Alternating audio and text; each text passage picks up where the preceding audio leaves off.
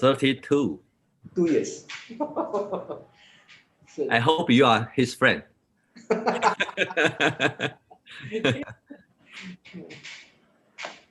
that's why I talked to Dr. Titin that yeah, my good friend is here. I need to listen to him long time.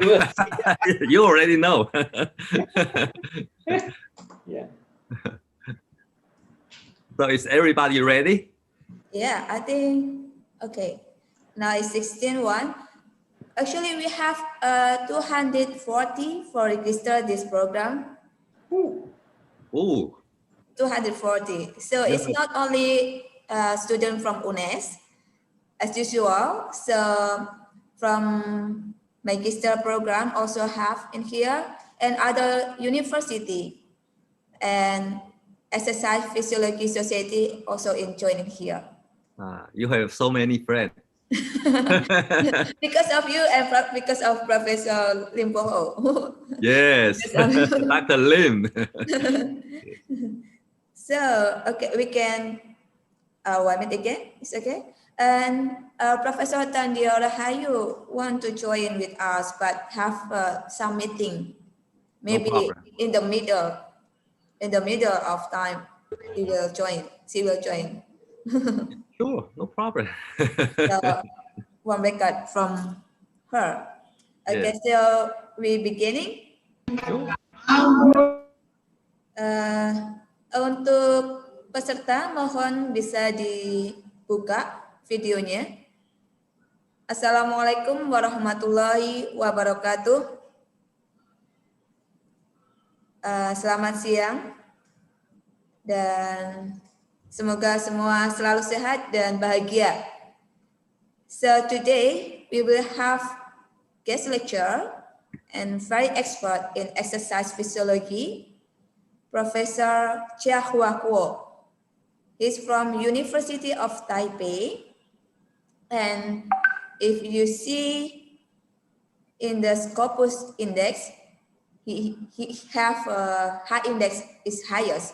It's about 26 heart index, H index, and he have so many citation, more 2,000. Oh, more than 2,000 citation.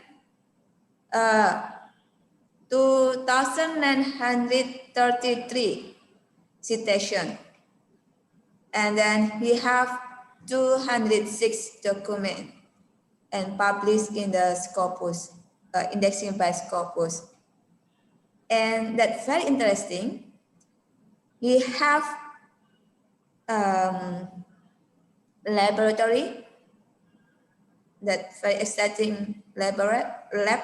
You can join in there, and he have some very interesting topic before about deep ocean mineral water, right? Yeah. Yeah, I remember that. So all of you can learn from him and can asking if you don't understand about anything, and then first we will have some presentation. After that, we have time for question and answer. Is it okay? Okay. Sure. Professor Chia Hua Kuo, now is your time. Thank you. Okay. Okay.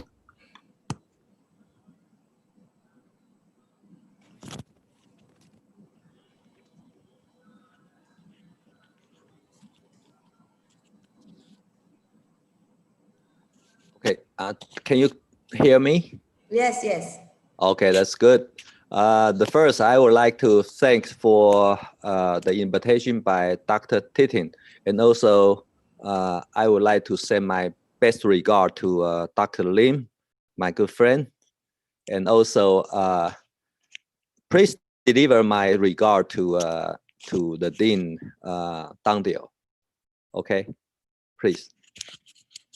Okay, today I'm going to cover the topic that is, in my opinion, the most important topic in sports nutrition, which is exercise, dehydration, and hyperthermia. Okay. this topic is very important for athlete, especially if you compete at high temperature environment, like in sea game, okay, which is mostly under very high temperature. Okay, and the reason I say this topic is important is based on the fact that in all topic in sports nutrition, if you lack of carbohydrate, protein, and fat, you won't die. Okay, so you just decrease your performance. But if you don't have enough water, then it's life-threatening. Okay, it can happen in very short period, and therefore I always say that the rehydration and dehydration is always the most important topic in sports nutrition. Okay, why it is so hard to exercise in the heat? The main reason is under resting condition, we already generate heat because we are continuously consuming energy, and only part of the energy are used to produce the ATP, and some of the remaining energy are dissipated as heat. Okay, and if you do exercise, then you are increasing your metabolism to produce more ATP within a short period, and therefore you are going to produce more heat. So that is the reason that you are going to have more heat generated. And how do you dissipate your heat? The most important organ to dissipate your heat is skin. Okay, so skin becoming emerge as a competitor for blood because you want to sweat. If you don't sweat, then the heat will not leave your body. Okay, so your body, because your body is generating heat, and therefore you are dissipating heat by evaporation of the water molecule, and therefore you can continuously release the heat into your environment to cool down yourself. Okay, but you want to know that this kind of capacity in a human body are very limited. Okay, so if you are continuously exercise in the heat environment and you don't have your heat dissipation mechanism quick enough to compensate, to lower your heat generation, then the heat exhaustion can happen. Okay, so this is very important topic in terms of the safety of anybody if they are competing at high temperature environment. Okay, just look at this graph. Okay, you see this is a car. So if you drive the car, you know the car is consuming energy, right? And therefore the engine become very hot, right?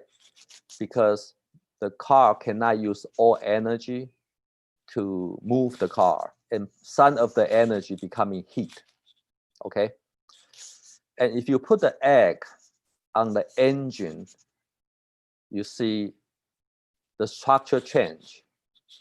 Okay, so everybody know the structure change is because of the protein structure is changed because of the heat. Okay, so what do you learn from this? You learn that the protein are sensitive to heat. Okay, and you also want to know that in your own body, there are so many proteins and they all have different functions. And if you don't have that kind of functions, you cannot survive, right? So how do you maintain cool enough to allow your protein to be functional?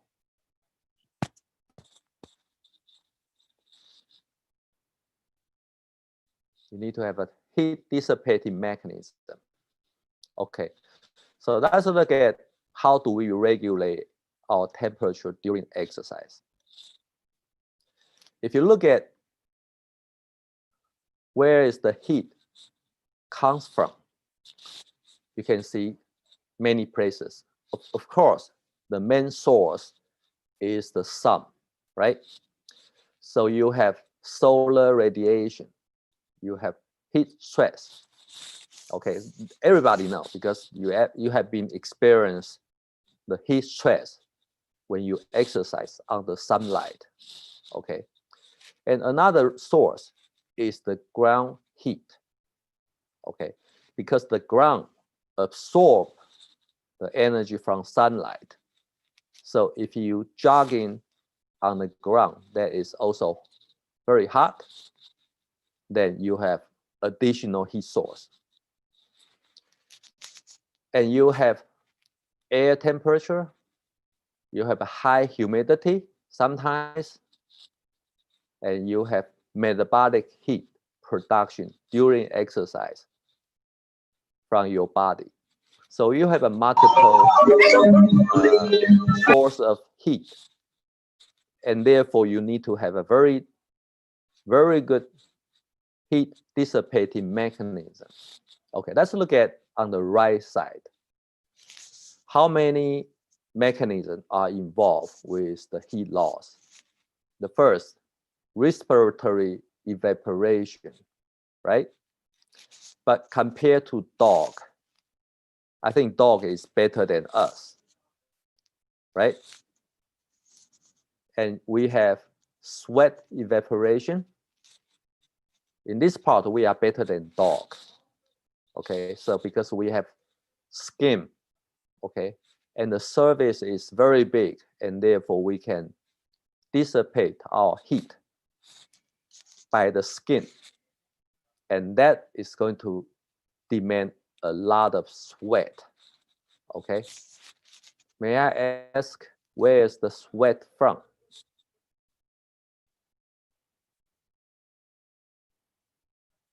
Where? The sweat is come from, I cannot hear you.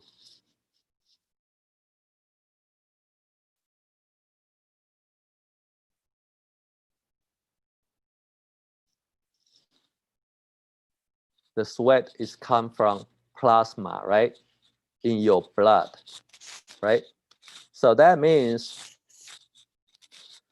during exercise, your muscle demands blood because the muscle require oxygen and nutrient, right? And your brain need to control your body, right? So your brain also need blood, right? So you have the competition between your muscle and the brain on plasma. When you exercise under heat, then the skin emerge as another big competitor for blood. So you are facing a dilemma that who are prioritized for the blood, right? So exercise under heat, it takes a lot of regulation, and that is very difficult for everyone to cope with this kind of stress. Okay, if you look at the skin, which is the most important heat dissipating mechanism in human body, you see the sweat gland right here. This is the place to produce the sweat. And when the sweat going to the skin, then the water is going to evaporate, and therefore the heat will be bring from skin into the air, and therefore your skin is cooling down.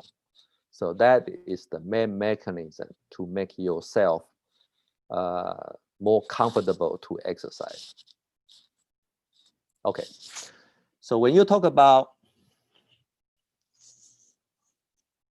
sports performance, you understand that if you exercise in Surabaya, okay, so if you have the marathon in Surabaya and you have another marathon in Malang, okay, two places, and which place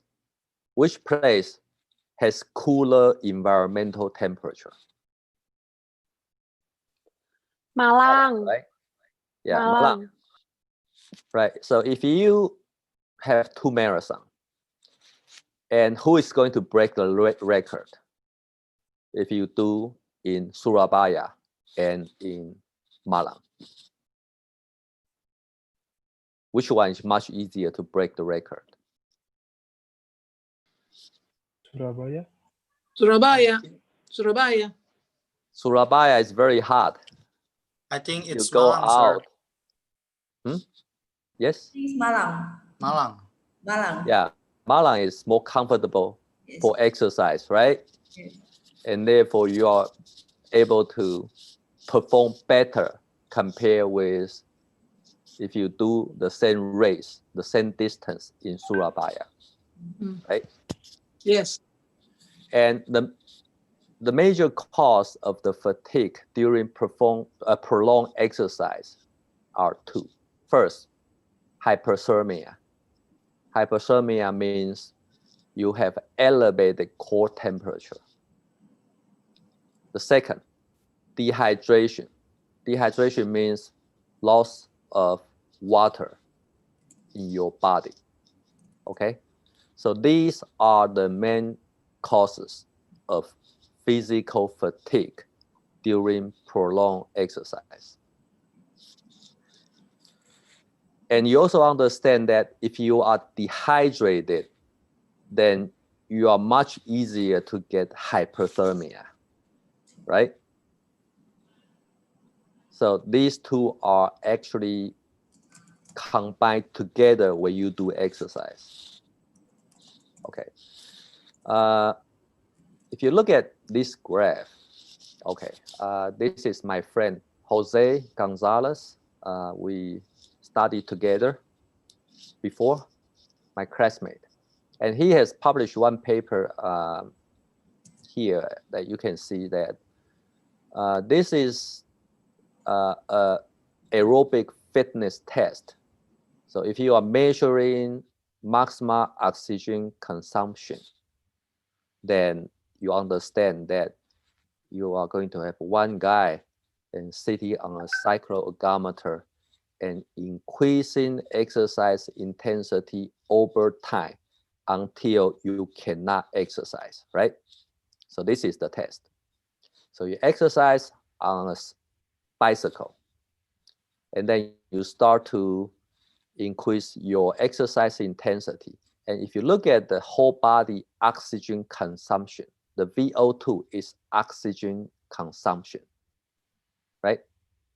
So at the very beginning, you start to pedal the cycloergometer.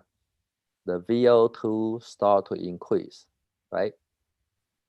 And then just look at the control. Okay, this is control is blue square. Okay, so as you exercise, the oxygen consumption increases as the exercise intensity increases. Until the 7 minutes, you reach the maxima. Okay, so this is what we call the maxima oxygen consumption, or we can call VO2 max. Okay, the VO2 max is the gold standard to measure your aerobic fitness. So what is aerobic fitness? Aerobic fitness is your maximum oxygen consumption capacity. So when you do exercise, you need to consume a lot of oxygen, right? And why do you need to consume oxygen? Because you want to produce ATP, right? And the ATP production requires a lot of energy. It's coming from the oxidation of carbohydrate and fat, right? So in most of the case during exercise, the carbohydrate is the main contributor for the ATP production. Okay, so when you do exercise, when the exercise intensity increases, the oxygen consumption start to climb and then reaching a plateau right here. So in this case, it takes about 6 minutes to reach the highest, the maximum oxygen consumption rate. Okay. What if you are under hyperthermia? Hyperthermia is red triangle right here. And you can see that if you are under hyperthermia, then the oxygen consumption only reach about 80% compared when you are under normal condition. And the time of the exercise can only reach 3.5 minutes. So endurance performance has been cut into half, right? And your maximum oxygen consumption has been reduced by 20% if you are under hyperthermia. How about dehydration? Okay, if you look at dehydration, the maximum oxygen consumption are small difference, right? So normal condition about 4.7, and under dehydration is about 4.4 to 4.5. So it's a small difference. But if you look at the endurance at the high intensity, the dehydration only allow you to exercise for a little bit longer than 4 minutes compared with the normal condition. You can sustain for 6 minutes. Okay, so from here you have learned that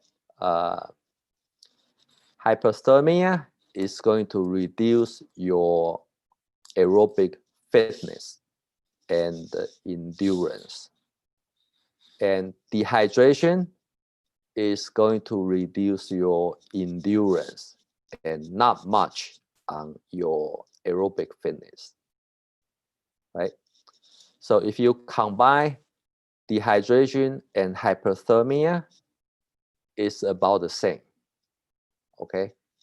So this graph gives us very important idea that hyperthermia is the most important factor that limit your exercise capacity when you work out on the heat environment. So try to keep yourself cool is probably one of the most important demand for the exercise that is more than 3 minutes. Okay, we call endurance exercise. Aerobic exercise was not affected that much, but endurance exercise becoming severely affected. Okay, so from here we will talk about the VO2 max a little bit. VO2 max means when the oxygen consumption reaching the plateau, even you increase the exercise intensity, the oxygen consumption rate will no longer increase. So that is what we call the VO2 max. Okay, so VO2. Let me explain what is VO2.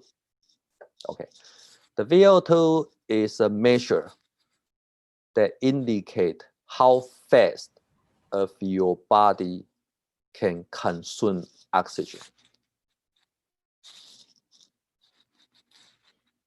Okay, so VO2 is how fast of your body can consume oxygen.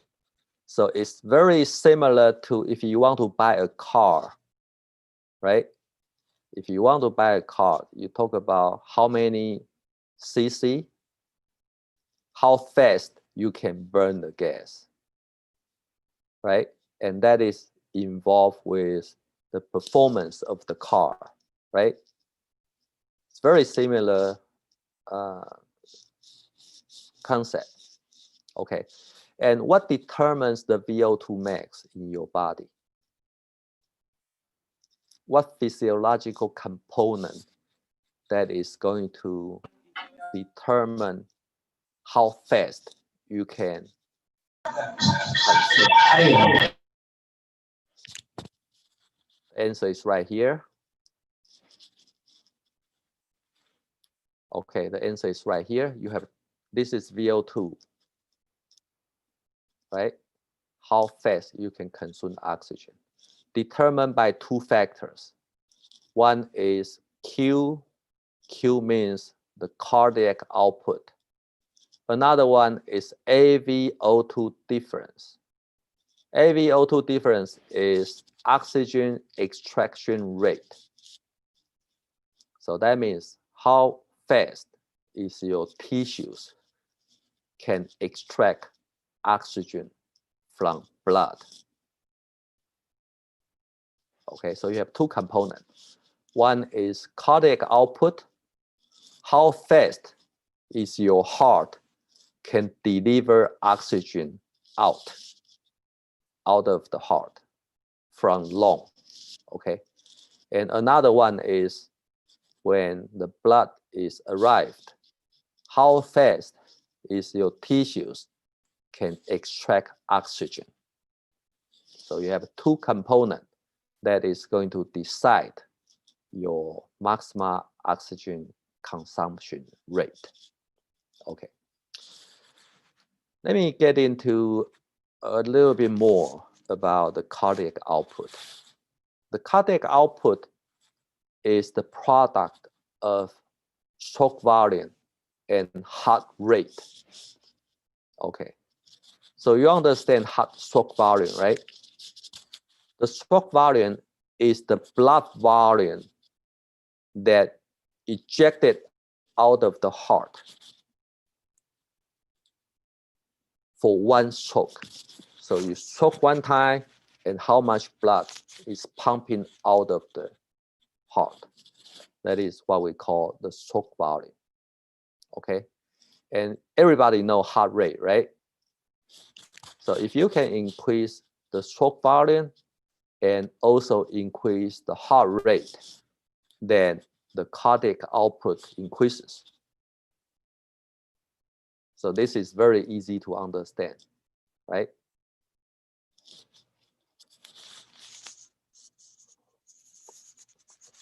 Okay, does everybody catch the point here?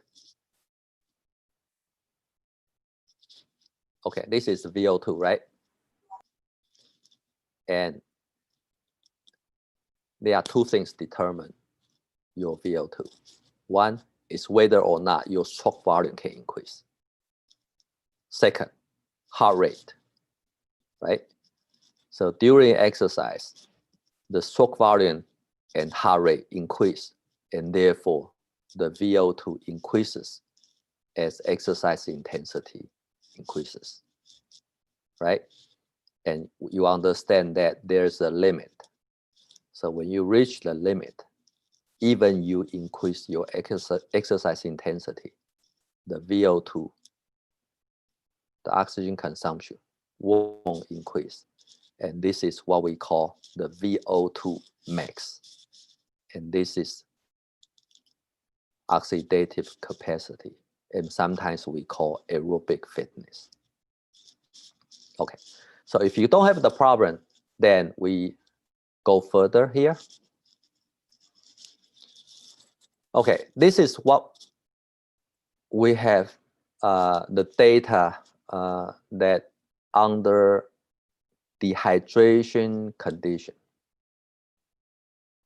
Okay, if you look at the graph here, you have two conditions.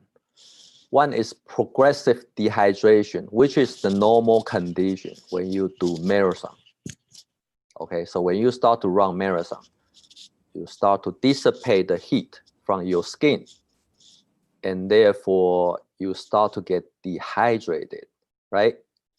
So you can see that under progressive dehydration condition, your cardiac output is continuously drop. Okay, so you look at the red line. From 30 minutes to 150 minutes, the cardiac output is declining over time. But if you look at the VO2, VO2 represents how fast your body is consuming oxygen. It's remained the same over the course of 150 minutes. Okay, and this is because our tissues oxygen extraction capacity increases over time to compensate the loss of cardiac output. Okay, but if you are infusing fluid into your blood, then you will be able to maintain the cardiac output, and your tissues oxygen extraction capacity will not increase.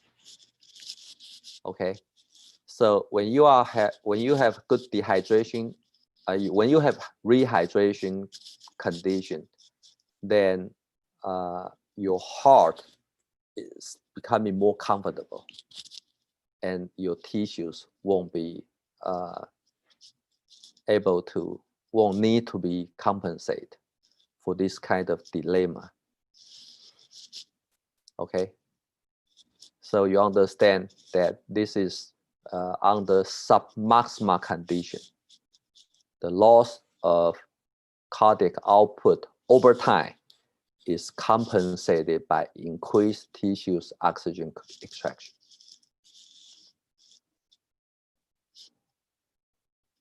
Okay.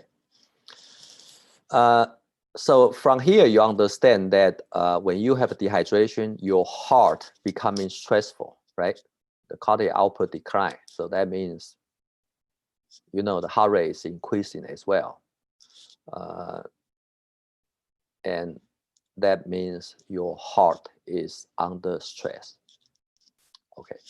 And this is the data on the left, which will show you that how much dehydration is going to stress your heart. Okay, this is the rectal temperature, and this is heart rate.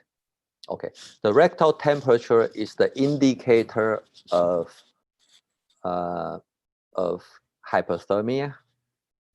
Okay, so if you look at, if you are losing water for 4.2% or 3 kilograms of your body loss, then the rectal temperature is going to be about 0.8 degrees greater than the lowest minimal dehydration. Okay, and less than 1 degree seems to be small, right? If you lose one degree if you increase your body temperature by 0.8 degree, seems to be small. But if you look at the heart rate, it's going to be big different. Okay, how much different? About 20 beat, right? So that means only 1 degree increase in your body temperature is going to cause a lot to your heart. Okay, so 20 degree. So if you go to the gym has air condition, then you can exercise at greater intensity. But if you exercise in outside, which is very hot, then you cannot run fast, simply because your heart is going to pump more frequently compared when you exercise in air-conditioned room. Okay? Do you know this person? This is the champion, right?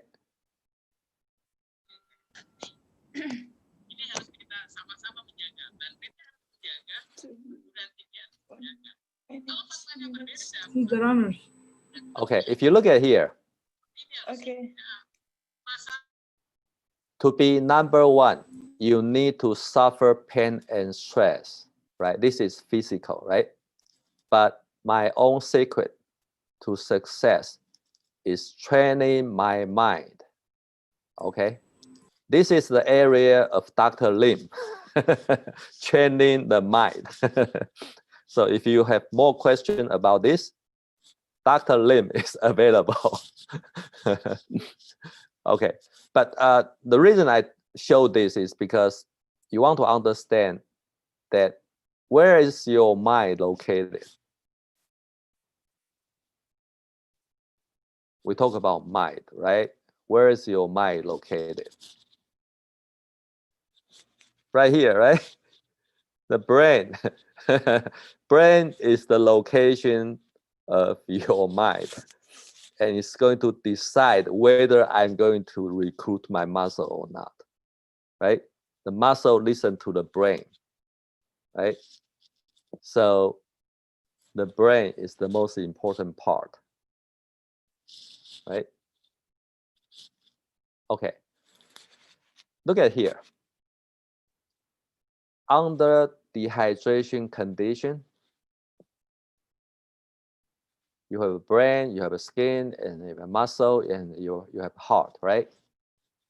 So how do you prioritize the blood supply? Okay. All these places need blood, right? And how do you distribute your blood according to your priority under dehydration condition? I'm not talking about hyperthermia. I just talk about dehydration. Okay. On the rest condition, if you don't exercise. Brain, right? That's correct answer. Reverse, right? Reverse answer. Good. Okay, if you look at here, the middle cerebral artery velocity, abbreviated as MCAV. Okay, MCAV is right here. It's euhydrated condition and hypo. Hypo means dehydration condition. Okay, you can see that MCVA, the cerebral artery velocity increases, right? So that means the blood is pouring to the brain, okay? And also if you look at the common carotid artery, blood flow also increase. So that gives you the idea that if I don't have enough blood, then the priority goes to your brain, right? Okay, the next question is, how about hyperthermia?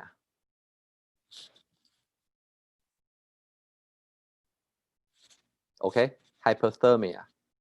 which one is the priority of the blood? So if you are the God, you want to distribute the blood and in your body, you control where to go. Heart. Where do you want to give the priority to make your survival? Brain first. Brain? Okay, if your blood go to the brain, then your skin will suffer, right? And you are not going to dissipate your heat, right? If you won't dissipate your heat, what will happen? Your brain is going to be like this, right? So under hyperthermia, if you still prioritize your brain is going to be like this, then you cannot survive, right?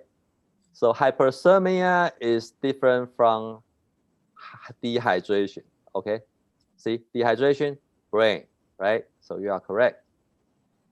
Hyperthermia, you go to the skin first. If you don't go to the skin, brain temperature, muscle temperature, and heart temperature is going up. And therefore, this person is going to die, right? So let's go back to here. To be number one, you need to suffer pain and stress. But my own secret to success is training my mind. Okay, the training my mind means you are training your brain to be sustainable under high temperature. Okay, but that can be very dangerous. If you don't have the cooling strategy, then this is going to be very tough. Okay, so if you want to train your mind, you better prepare cool drink, and you need to have a lot of technique to cool down your body, especially the skin. You want to help your skin. Otherwise, the athlete is going to have the risk of death. Okay, the marathon is the event that sometimes you can see people die. And most of the reason the people die during marathon is because of the heat stress. Okay, so that means if you are losing your fluid, you don't want to go for a competition like marathon. Okay, so when is the time you have the lowest fluid in your body? When? What time of your day that you have the lowest body fluid? After wake up. When? Wake up in the morning, so after Exactly. Yes, when you wake up, why in the morning you have the lowest fluid? because for energy when we are sleeping. Yes, you are consuming energy and you are dissipating heat and water, right? And you don't sleepwalk to drink, right? So you have 8 hours that has no fluid supplementation. And that is the reason you are losing your body weight. And most of the body weight loss is because of the water, right? Okay, then let's come back to the question. When is the best time to have safe marathon competition? In the morning or in the afternoon? Early morning. Safe? Early morning. If you have early morning marathon, Yes. Here we have. you are losing your fluid, Yes. right? So that means your heat dissipating mechanism is not very good, Also not very good. right? Yeah. But in the afternoon, the environmental temperature is high, right? Yes. So Right. So this is going to be a difficult question, depending on where do you have the competition. If you are competing in Surabaya or you are competing in Malang, that is going to be different, right? So this is the study that you can do. You can ask the question that I investigate the Marathon Jakarta or Marathon Surabaya, Marathon Bandung, and you ask the question, when is the time you do the marathon? In the morning, in the afternoon, or during the nighttime? And then you can calculate how many people die. Then that can be a very good study. okay. That's very Okay. good. Thank you. And Yeah. last in Borobudur Marathon, for marathon 42 kilometers at 2 p.m. They 2 begin p.m. early morning. Borobudur, is that hot place or cool? Borobudur, Magelang near Wonosobo. Near Wonosobo, so it's cool, right? So. Yeah, I think in the morning maybe a little bit, but in the afternoon it's hot, I think. Especially on the temple. Okay. Good. Please, you can check the data and then you can answer the question. Thank you. Okay. Yeah. Okay, let's talk about the brain because I think the brain is very important. You can see here, this is the middle cerebral artery blood velocity. It decreases with hyperthermia during prolonged exercise in human. Okay, so you can see that if you don't have enough oxygen in your brain, then you talk about you have a strong mind. It's almost impossible, right? Because your brain cannot function, right? So if you, let me just give you one example, okay? Have you had the experience to sit into a fountain, the hot spring? Yeah, if you have the experience, you sit yourself into a tank that has the hot water. You start to have the feeling that your brain is start to be empty, right? Yeah. And you feel that is sort of relaxation, right? Yes. Okay, let me give you very important concept. That is not relaxation, it's a stress. Oh, stress. Oh. Yeah, it's stress. Okay, the reason that you have that kind of stress is your body is under hyperthermia, and therefore the blood is being forced into your skin. So the reason you have the empty mind under this kind of condition is because you do not have enough oxygen in your brain. Not enough oxygen. Right. You can see here, the middle cerebral artery blood velocity decreases with hyperthermia, right? Well, if you don't do exercise, you just sit in the tank, you can see the same thing happen. Okay?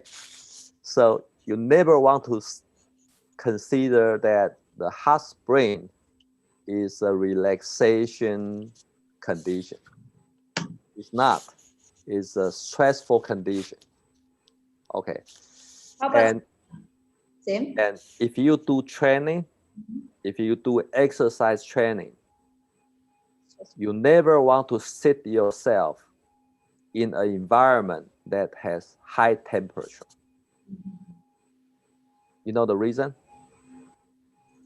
If you sit yourself into a high temperature, then all blood is going to skin, and therefore your brain and your muscle won't adapt,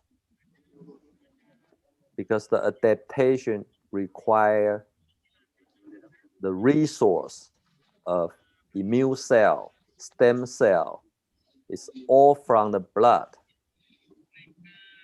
Okay, so when you train yourself, when you do recovery, you want to sit yourself inside a cool environment. You're better off to take the cold shower, okay, and sitting into a room that has good air conditions, and then you are going to have a very good adaptation.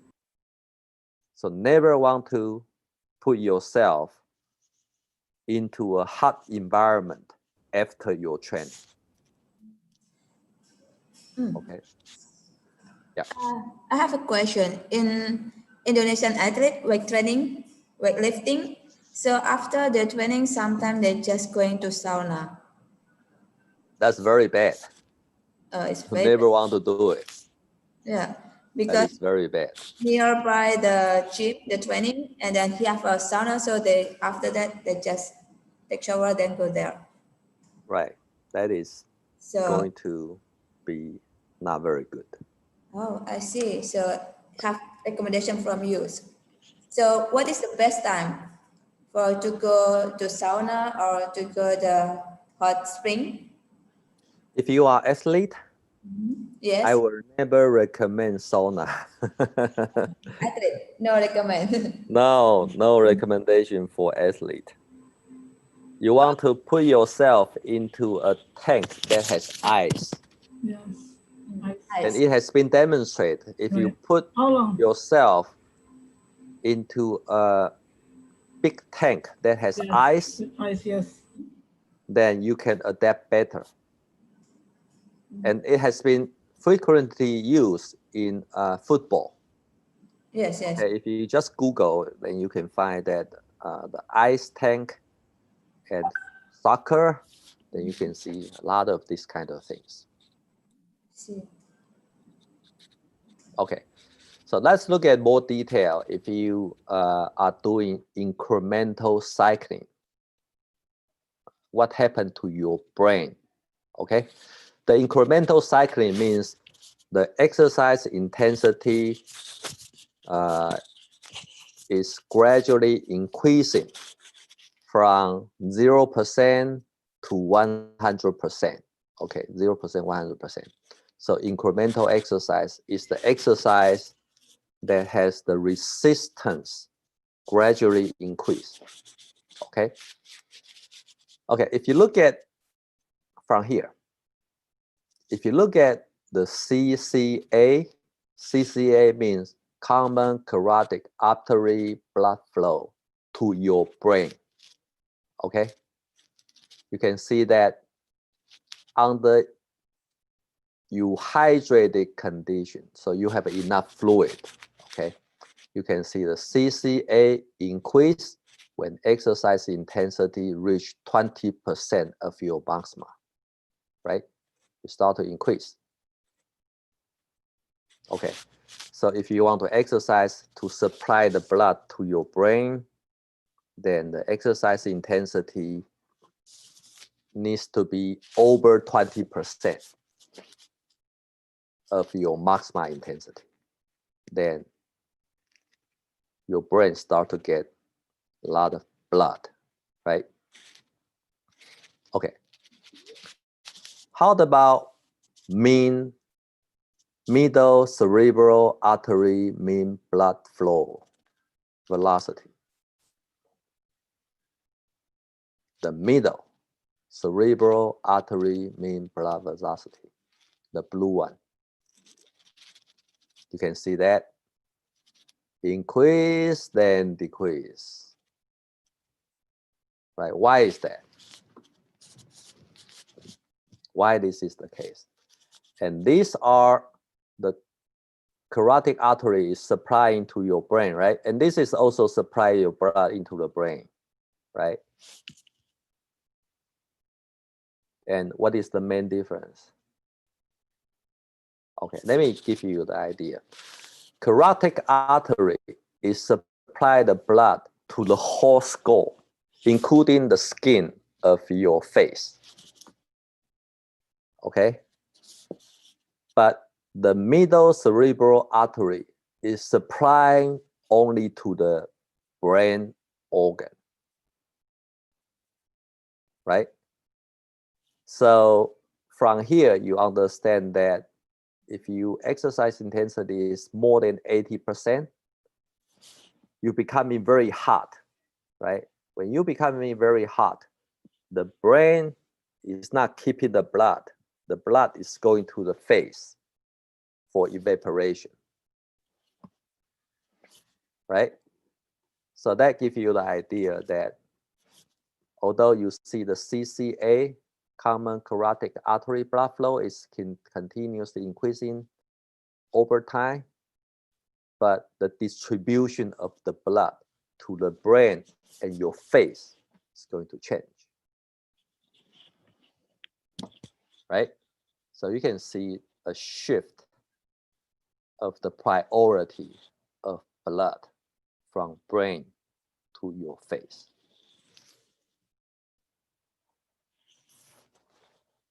Okay.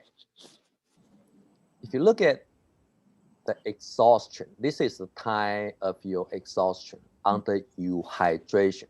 Okay. The exhaustion occurs when the brain,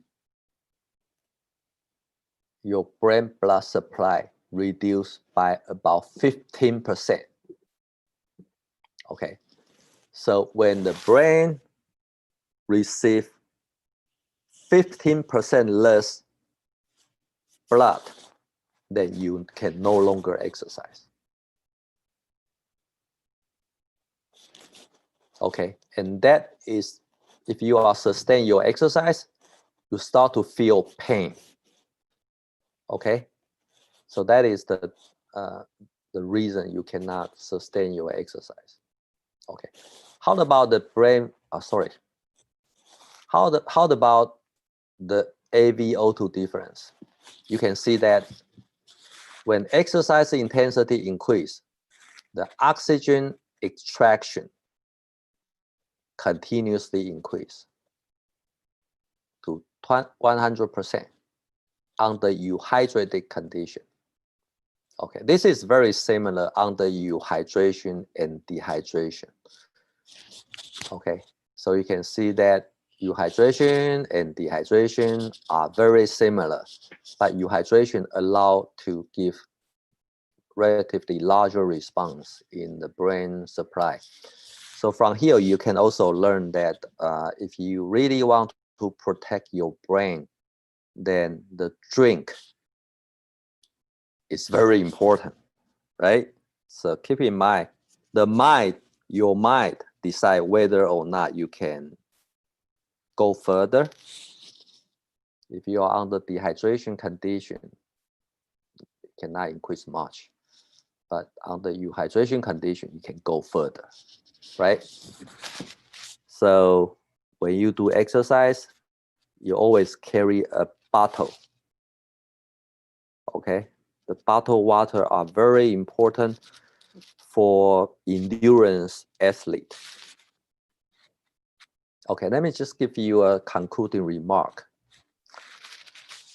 During exercise, you're going to have dehydration and hyperthermia occur maybe 30 minutes later.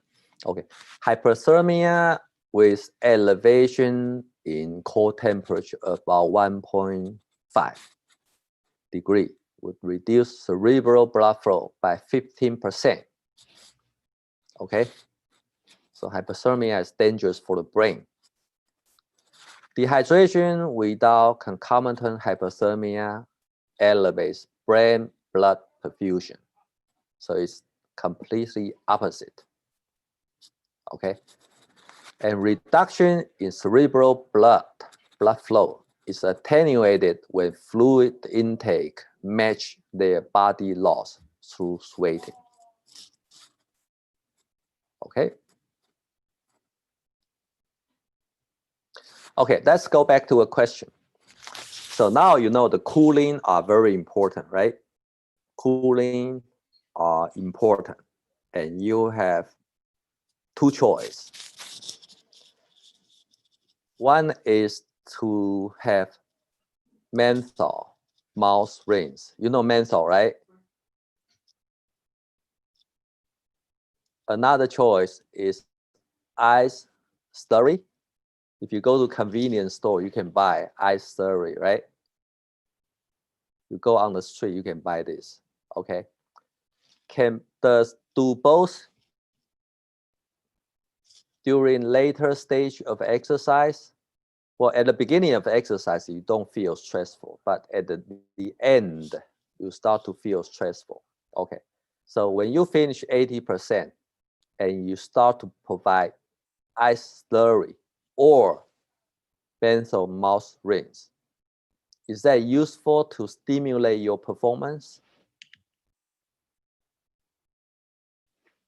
Make a guess.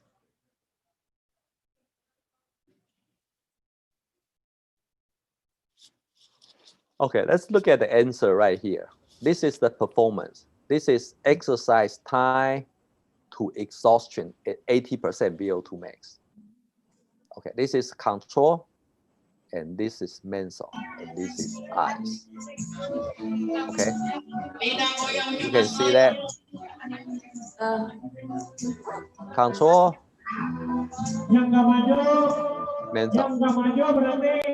Menthol is higher than control, right? And keep in mind, no fluid in menthol group. Okay, no fluid because you just mouth rinse. Okay, and ice also about the same as the menthol. What does it mean? So both are improve performance, right? Both intervention improves performance, but keep in mind the menthol has no fluid. Wow. So what does it mean? No need fluid. So this means the sensation are important. The cool sensation are important, right? Yes. So this is thermally cooling and non-thermally cooling have an equal and immediate influence on exhaustive exercise in heat, right? So the sensation decide whether or not you can go on to exercise, right? And sensation is in your brain, right? So she is correct. She realized that your brain, your mind is the most important determinant, right? And you learn something from here that you can make your brain more comfortable without increasing your fluid, right? Okay, let's look at here. Okay, if you look at the core temperature, which condition give you the lowest body temperature? Control, menthol, and ice. Which one is going to lower your core temperature?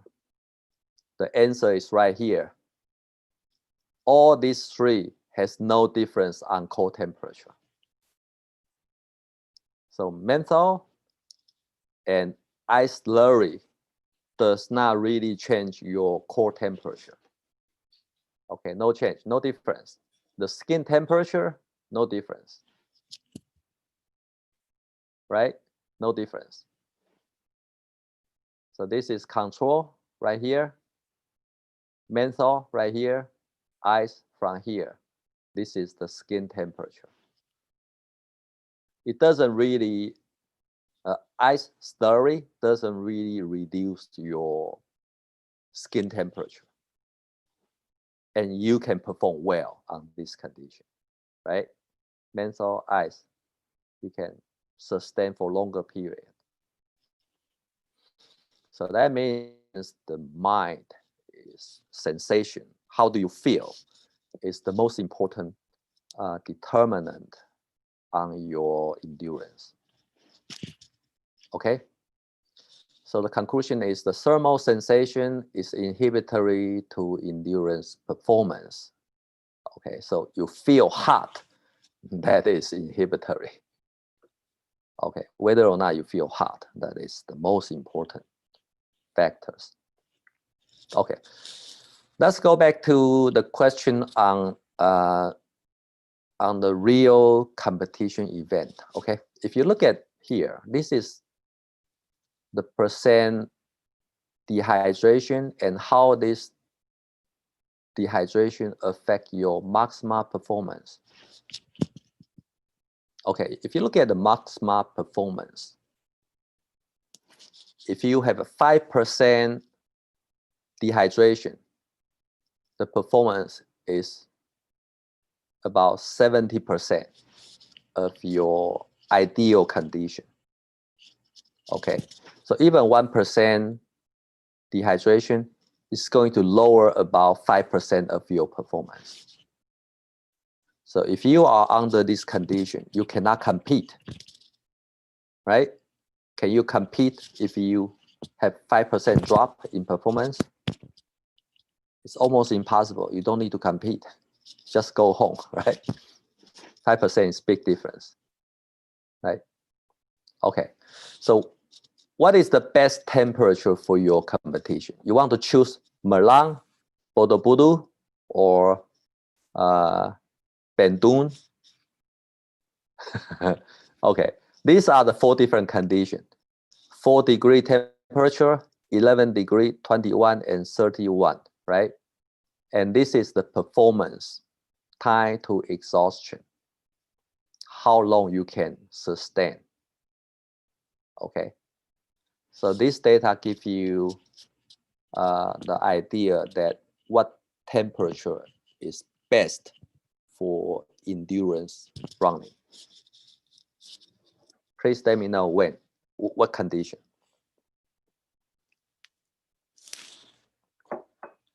There are many people think 21 degrees is the best, right? But it's not. It's 11 degree is the best competition environment, right? So anywhere in Indonesia has 11 degree? In the mountain? Yeah, where? 11 degree.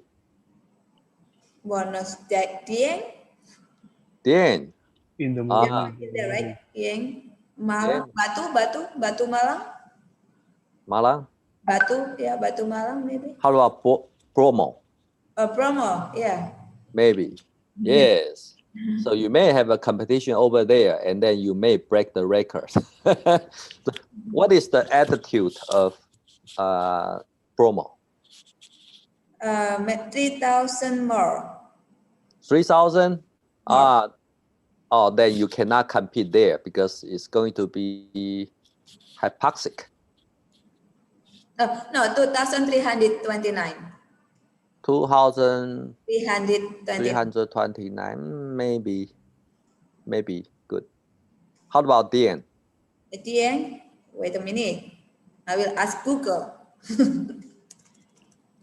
Dieng. 2,000 meter.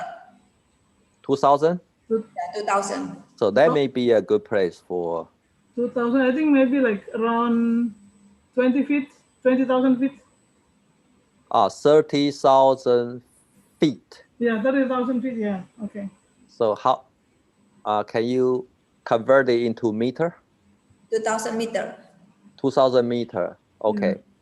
Some people get hypoxia, 2,000 meter, but it's not going to be serious. So what is the best altitude for marathon? And Marathon, you don't want to have more than 1,000. More than 1,000 is get some hypoxia. more 1,000, not more 1,000. Yeah, no more than 1,000. So maybe Malang or Malang. yeah. Okay, let's look at here. Okay, this is the sweat rate, okay, which is very important for dissipating heat. And you can see that between 21 to 31 degree, there is a dramatic increase in the sweat rate. And that is representing your blood is going to be extracted by your skin. Okay, so if you want to do the endurance event, more than 21 degree, it's going to be very stressful. Okay, and there's small difference between 11 to 21 degree, right? And small difference between 4 degree and 11 degree. But 4 degrees is probably too cold, and therefore you cannot do well. Okay, how about the RPE? RPE means how tough you feel. You can see that the 31 degree is very tough, right? 21 degree also quite tough, but 4 degree and 11 degree are the same, right? Okay. Then how long is the lecture now? Until 4, but after that have a question and answer. So maybe Okay. 3:30 and then question and answer. Is Okay. it? So we still have 20 minutes? No. We still have 20 minutes for your presentation. After that, we have question. Oh, okay, I see. Okay, that's good enough. Okay, then we ask the question, you want to know that rehydration is very important topic. We ask the question, if you have the competition, then you are losing a lot of water because of sweating. And how fast you can recover. And is that important to have electrolyte or water retention? So this is the question. Okay, and how do we answer the question? It's very easy. You have the dehydration exercise for 90 to 11 minutes, and you are going to lose your water by about 3% of your body weight. And then you have 2 choices for recovery. You have a placebo drink, pure water, or you have the water that contains sodium chloride. This concentration is about 50% of your blood. Okay, you know saline is 0.9%, right? And this is only half. Okay, let's look at here. So you have 2 choices. You have water for recovery and you have sodium for recovery, right? And this is the net fluid gain. Okay, the net fluid gain. Which one allow you to have better fluid gain?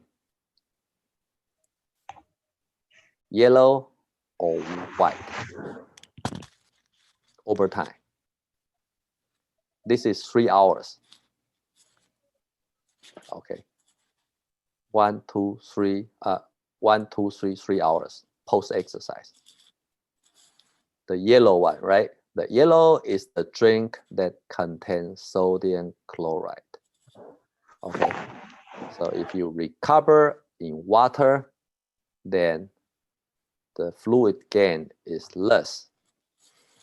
And the reason that you have less fluid gain is because the fluid intake are lower if you drink pure water. And you are going to have more urine if you drink pure water. Okay. So if you have some salt into your drink, you are intend to drink more, and the urination is going to be less. Okay. Then we ask the question: if you lose 1 kilogram of water, you want to drink 1 kilogram of water for recovery, or you want to drink more? Okay, so what is the answer? So this is the study to design to answer the question. So you have a volume consumed 50%, 100%, 150%, or 200% of your body mass loss for recovery. Okay, and you have a two sodium concentration, low sodium and high sodium. Okay, so after the exercise leading to loss 2% weight, and then you start to drink this water. And this is the answer right here. This is low sodium and high sodium group. Okay, and you have the fluid supplementation. Okay, so if you look at the dashed line right here, the dashed line means the before exercise value. Okay, so when this is lower, means you are losing fluid. If this is higher, means you are gaining fluid. Okay, so look at this line. You have 4 lines here. If you have enough sodium in your drink, how much volume you are required to have the recovery in your blood, your body fluid? How much?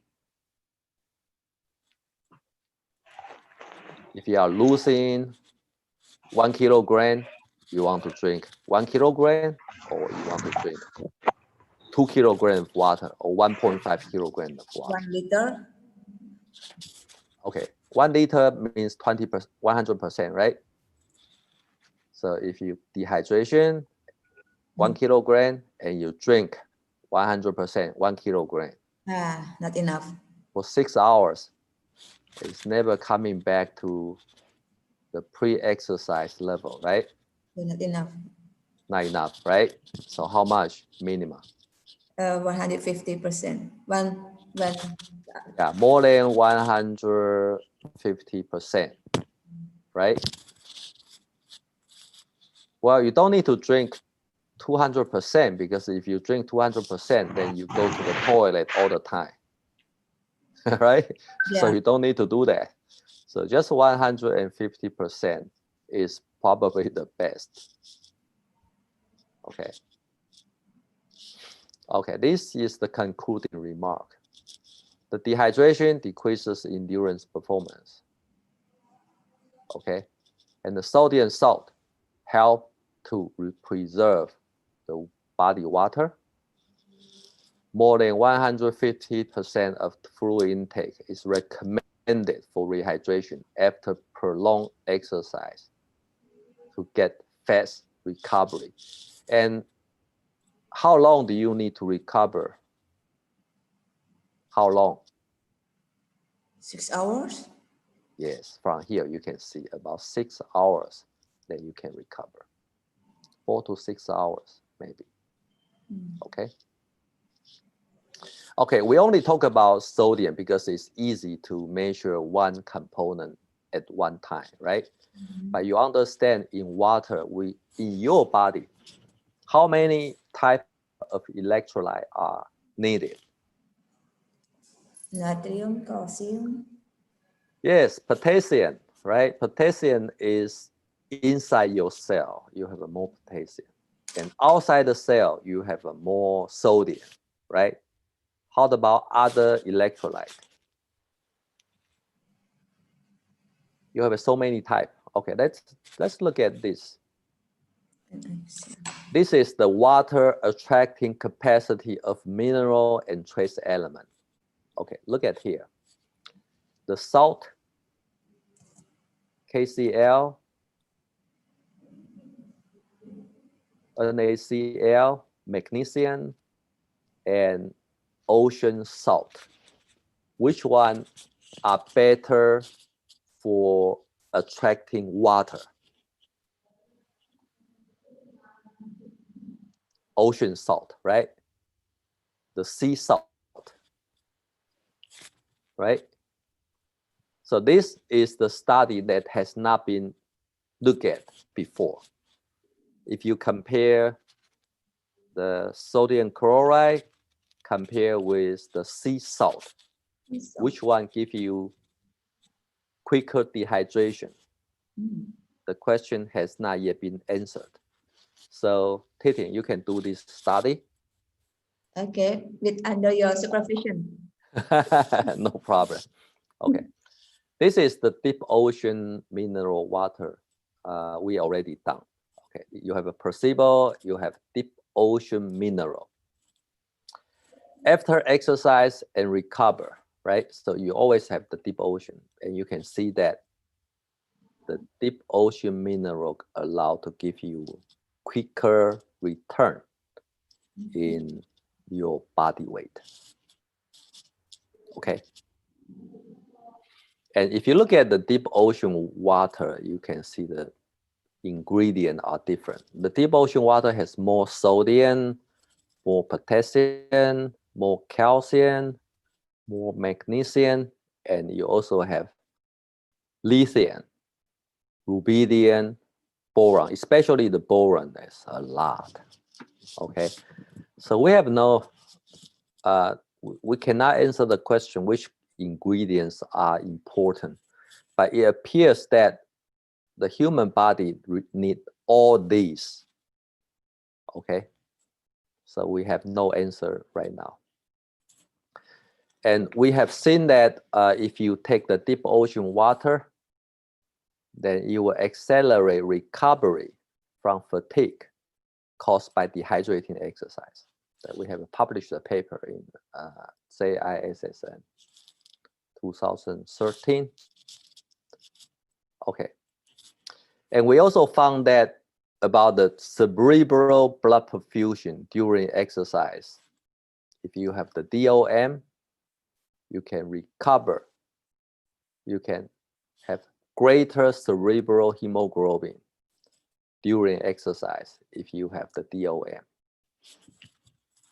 And if you compare with the middle-aged man, if you have the DOM, it can attenuate the age-related loss for the exercise-induced cerebral demand.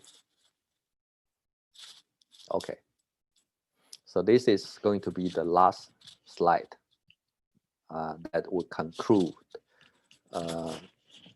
the take-home message.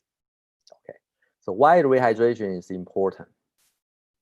Because temperature is probably the most important limiting factor for physical fitness.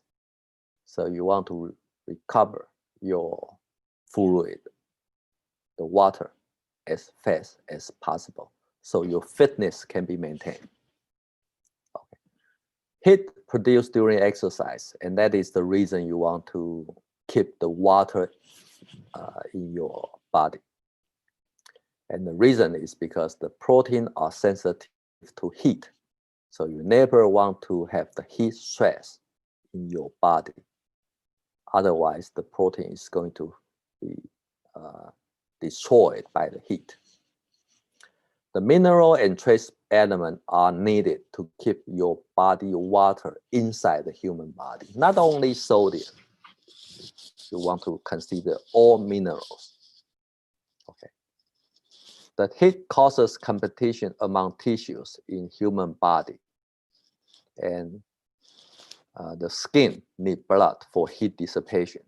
The brain needs blood for oxygen and fuel. The exercising muscle also need blood for oxygen and fuel. That is quite obvious. Okay, so now today I'm going to end my presentation today. So we are open for questions. Well, so fast. I think it need more time to your explanation. Sure, no problem. Okay, so I will be we will glad. have one more again. Sure.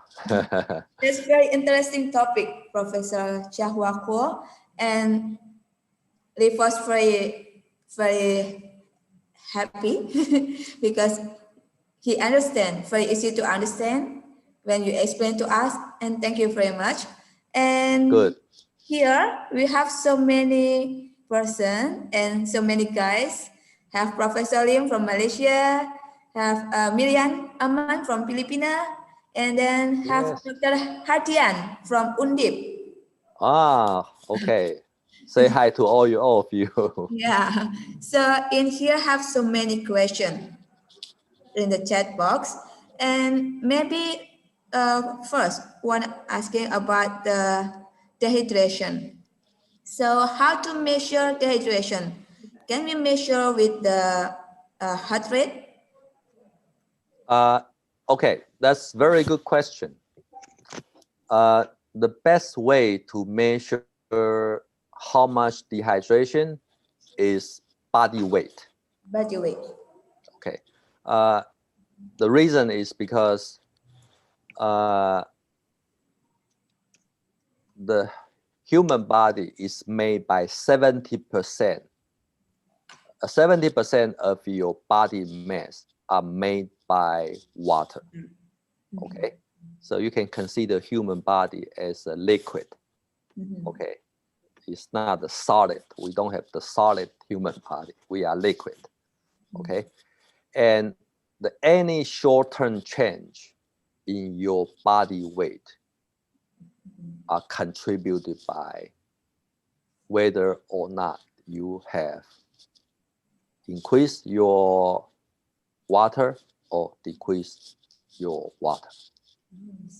Okay, so you want to consider that even for the cell proliferation, if you have the cell proliferation, you have a cell die, you have a cell proliferation, and the net gain in your cell is mostly contributed by the water as well, because the water occupies 70% of your cell mass.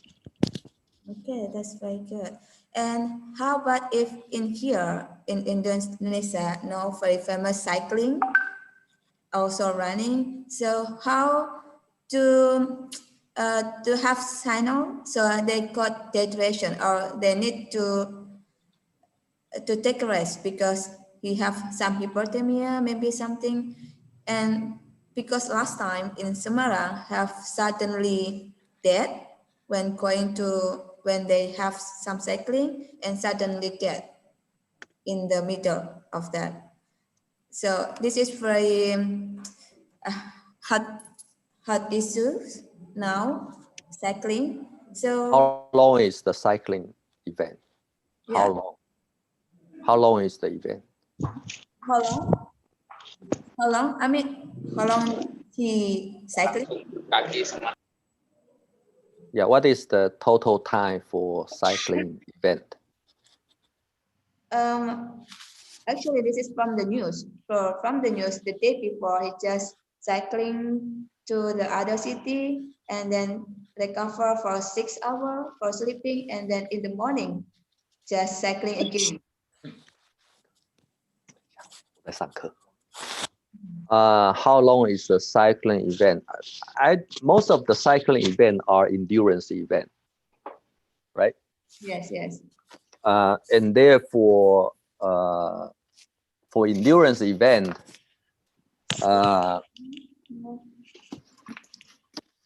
if if you cycle from Semarang to another city, I can imagine that heat stress is very high. Yeah. Because Indonesia is relatively hotter compared to most of the other country, right? So I think this probably because of the heat stress. Well, if you have the cycle event, you need to have the water always right beside you. Okay, so that is very important to have. You need to have the water bottle always beside you, and you also understand that the water bottle not only provide water, you also want to provide the electrolyte. Otherwise, the water cannot be kept into your body. Okay, yeah. And what is the best temperature for us to drink when we are doing exercise? Okay, as cool as possible. As cool as possible. As cool as possible. You cannot drink ice, right? Yeah. But ice slurry is better than the water at 4 degrees. Well, not much better, but it's almost the same. You never want to drink warm water. The warm water is not going to help. Warm water is bad for endurance competition. Warm water only good for when you are under rest condition and you feel cold. Then the warm water is good. And this is I have a question from Professor Dr. Hadian. Okay, hello. Dr. Hadian, you want to ask him directly? Hello, Professor. Hi, Dr. Hadian. Nice to see you again, Professor. Yeah. Hi, me too. Yeah, just read the question for me. Thank you very much. Yeah. Okay. So, Dr. Hadian asking about what is the best management of water replacement for elderly athletes with dehydration? Oh, for thank you very much. Yeah. Yeah, this is very important question. For elderly is another issue. You understand the elderly, the water content for elderly is lower compared with young people, right? Yes. So, and the mechanism to keep the water inside the human body are related to the cell age in human body, the cell age, okay? The cell age. If you have a more cell in your body, if you have the more younger cell population in your body, then you can maintain water better than the cell population that is old. Okay, so one way to do it is to exercise at high intensity. If you exercise at high intensity, at very beginning, the old cell would die. And on the second day, you are going to regenerate the new cell. And during this process, you are going to increase your albumin synthesis as well. Okay, and that would allow you to keep your body to keep more water. So the main reason that you do high intensity exercise, short period, is to increase your albumin concentration, and that is going to help you to keep more water. So for elderly, high intensity, short duration, which is fine. You don't want to do moderate intensity for long distance. That is not the best. Okay, what I mean, the short duration is maybe 10 minutes, and do as high as possible, as high as possible. And the sodium is very important. The people feel that the sodium may be bad for blood pressure, and that is not true. Okay, the too much sodium is bad, and too little sodium is also bad. So the just normal sodium will be fine. So you always want to keep the sodium high. And my recommendation for elderly, the sea salt would be the best, because we have already tested that if you have the mineral from the deep ocean, that is contain not only the sodium chloride, but also contain 80 others mineral that is going to keep your brain very easy to get blood. So that means the mineral source from the ocean is probably the best for human. May I continue the question? Yeah. Sure. Yeah. Yes. So, how about the coconut butter? Because many people say that coconut butter is isonic water, so it's similar to our body fluid. But my concern is calcium concentration, potassium concentration in coconut butter is quite high. So, is there any contraindication, maybe, or maybe it's good for the elder athlete? Yeah. Okay. Coconut water, you probably know better than me. But you just mentioned that the coconut water has more potassium, right? Yeah. The potassium is important for the intracellular water maintenance. You understand that the electrolytes are very important to hold the water, right? And inside the cell, you have potassium, and outside the cell in plasma, you have sodium, right? So the balance of potassium and sodium is probably the most important issue to keep the water optimal into your body. So I would say in this physiological concept, you are probably right that the coconut water that is going to help for the potassium. Thank you very much, Professor. Thank you very much, Mrs. Titin. Yeah. Thank you. How about Himalaya salt? Himalaya salt? Yeah. I have no knowledge on the, what is Himalaya salt? Now it's very popular in Indonesia, so also in Taiwan, the pink one.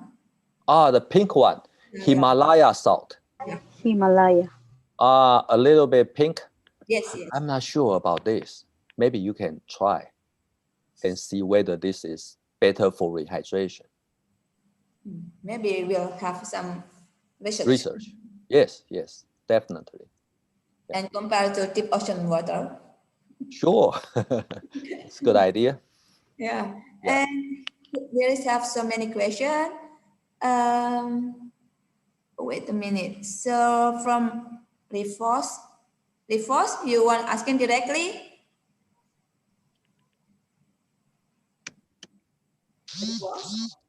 Hello, are you there? Yes. Yes. Apa? Benar. Wait a minute. Where is that?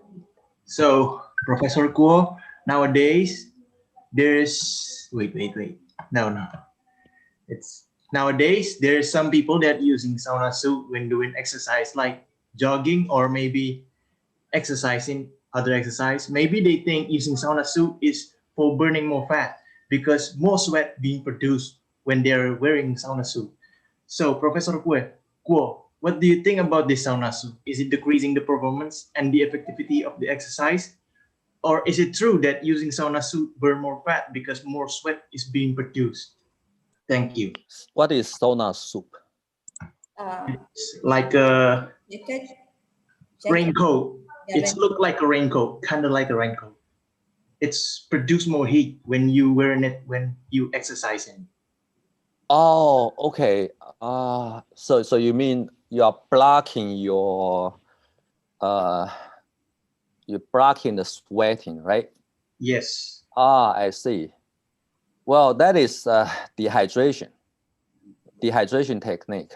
Yeah, you are correct about there are so many people are using this technique to lower their body weight, especially for Taekwondo or weightlifting, boxing, right?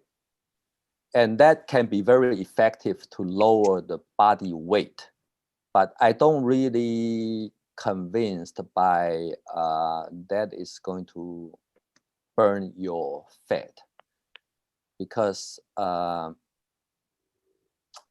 by the way, if you talk about the body composition, about reducing your body fat, right? The best way to do it is to reduce your adipose tissues cell regeneration. Because the adipose tissues, we have the dynamic, we have the cell death, and we have the cell regenerated, right? So the total fat mass is the balance of cell death versus cell regeneration in adipose tissues, right? So it's not the fat burning that is going to decide your body fat percentage. It's the dynamic of the cell regeneration and the cell death. That is the most important factor.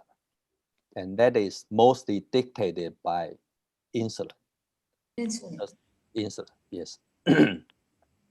And also, it also depending on, the cell regeneration, the source of the cell regeneration is actually coming from the bone marrow, right? So if you want to have enough adipocyte cell regeneration, then you need to have enough bone marrow cell, which carries the stem cell, goes to the adipose tissues. The best way is to shift the stem cell and the bone marrow cell to other side of the tissues instead of going to the adipose tissues.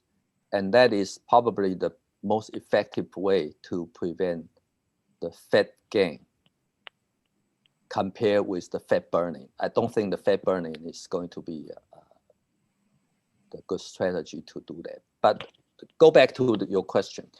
If you prevent the evaporation, okay, then the blood is going to pool into the skin, right? And if the skin cell death and regain, the turnover rate is higher, then it might be one of the mechanisms to reduce your body fat. I just don't know whether this is true, but you can measure it. If you have the DEXA, the DEXA, right? DEXA machine in Semarang, then you can see whether this kind of intervention are effective to lower the body fat. It's definitely a very good research question. Thank you for your question. And thank you for the answer, Professor. Is it clear, Rivos?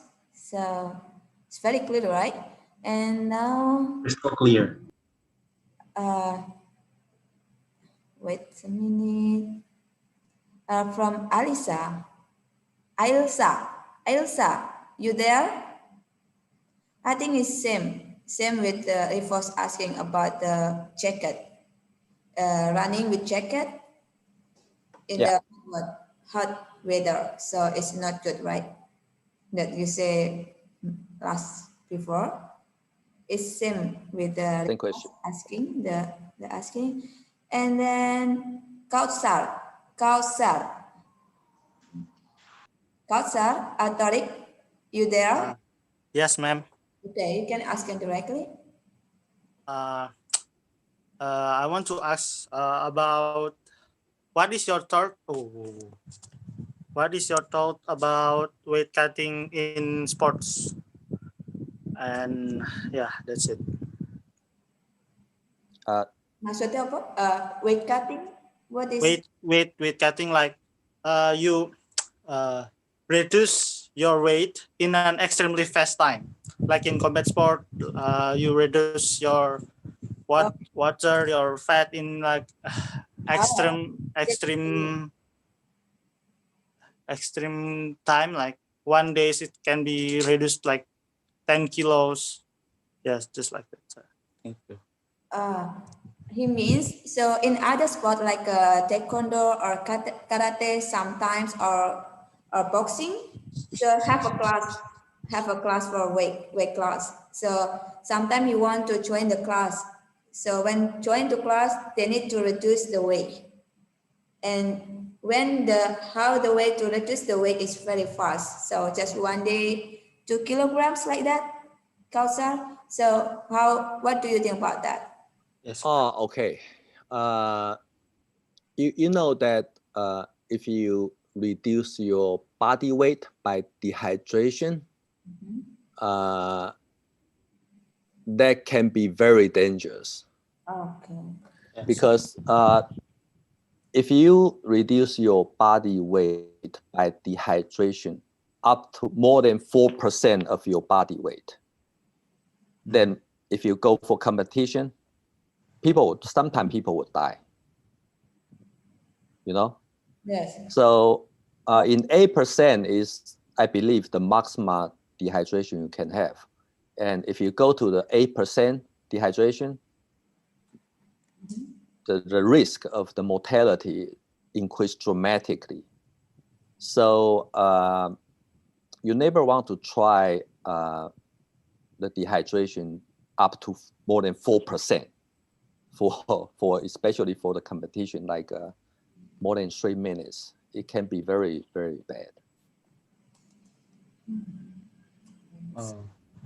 Yeah, I never want to do it. Yeah. And then this is from Arestianto.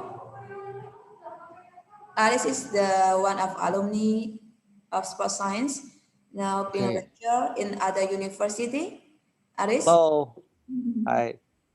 Okay, your turn to ask him directly.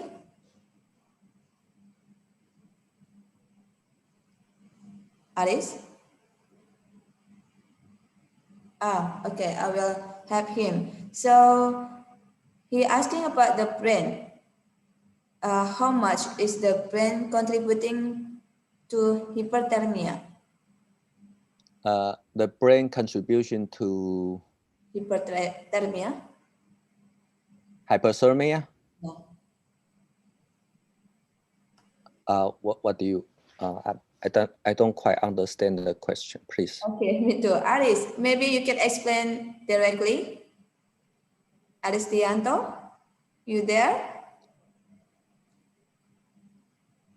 I think he asking about when the people getting hyperthermia. So what happened with the brain? What happened to the brain in hyperthermia?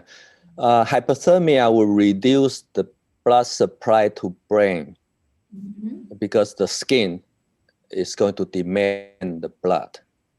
So that is going to lower your central command, and that probably contribute the reason that you cannot sustain your exercise.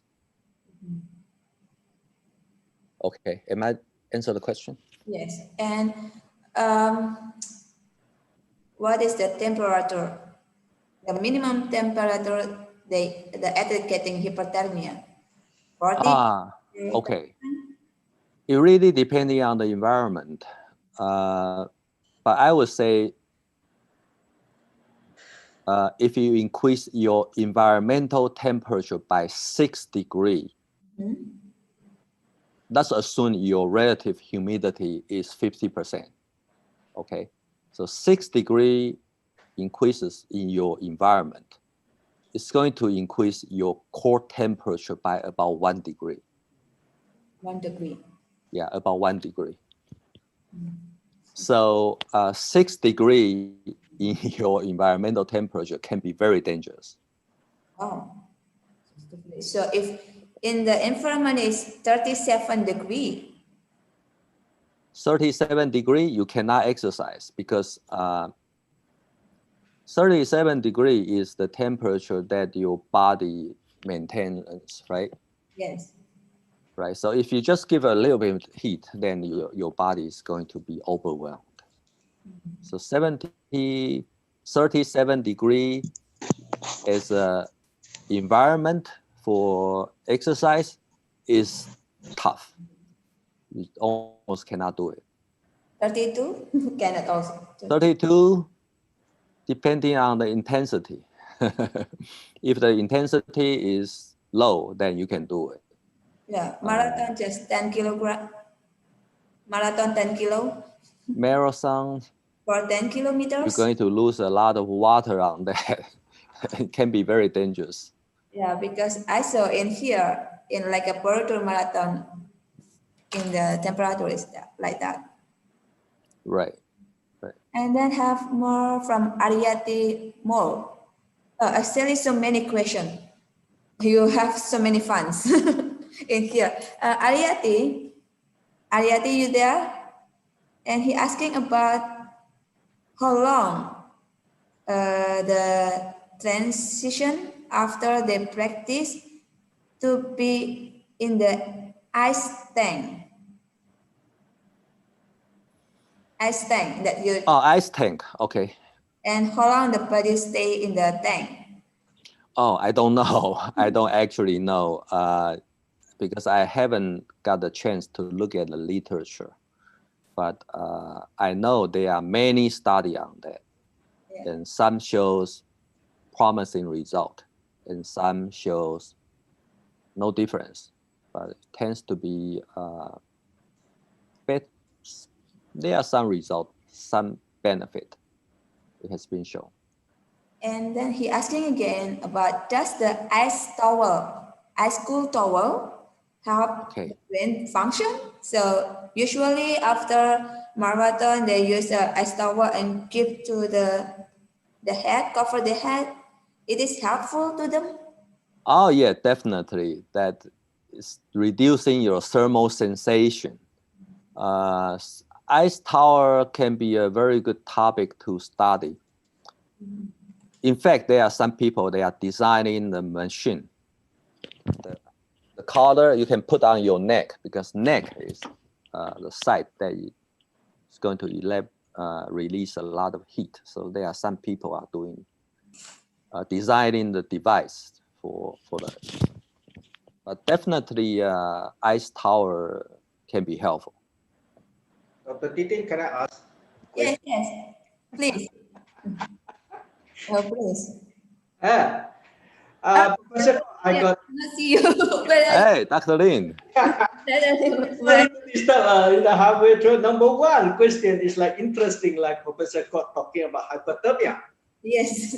Most of the athletes you have this problem, and unofficially, most of the coaches, like say, example in Malaysia, there are numbers of coaches, especially let's say the combat sports.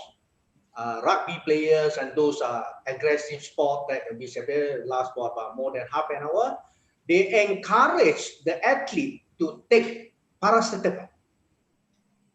You know, take what? Yeah, paracetamol. The Panadol, the medication is whichever can reduce the body weight. So actually can reduce the core temperature so that they can sustain for about maybe 45 minutes.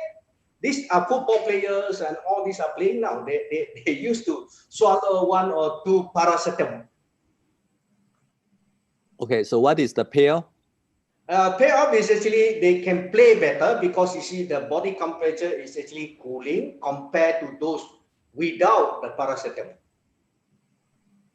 And also, really? Yeah, that is one of the we call it as a drug, as a medication. It's actually, you can buy it anywhere, you know, in Malaysia. But in the terms of what they call it, I don't know in Indonesia what they call it. Maybe in Malaysia we call it Panadol. Panadol. Yeah, it's the same. Panadol. Painkiller? Painkiller. Not painkiller, but for fever, Professor. Usually used for fever. Yeah. For fever. Oh, okay. Medical term, we call it as a paracetamol. Yeah. And now a lot of people don't use paracetamol anymore. They actually moving to ibuprofen. Oh. And another type of what do you call it, medication actually can reduce the body core temperature so that they don't want to have this hyperthermia during games. Yeah, this is that's interesting. Yeah, this is what the practical side in terms of when you are with the athlete, you know. Okay. Okay. Number two, just now you talking about you have presented. There's one study talking about rinse with the the menthol and what other things and all the mouth rinse and all that. I read one article in Australia. They did on the what they call it sport drink. The sport drink. And they also tell the athlete, you don't drink too much, because when you drink too much, what happens is actually you carry, you know, the water is very disturbed. So that they only drink maybe a small portion, but they tell the athlete to rinse like that. And they found that what you just now you mentioned, that is actually the brain sensation is actually, they found that they actually feel satisfied and they feel good and feel that they already drank the water. That is what the brain sensation, like what just now you mentioned about that. So just now when you see the presentation, I was so interested. I said, "Oh, this is great." Yeah. So that is one. And another thing, just now you talk about intensity of the training. Correct? You said to, you know, those make the old cell die and then rebuild the new cell, something like that.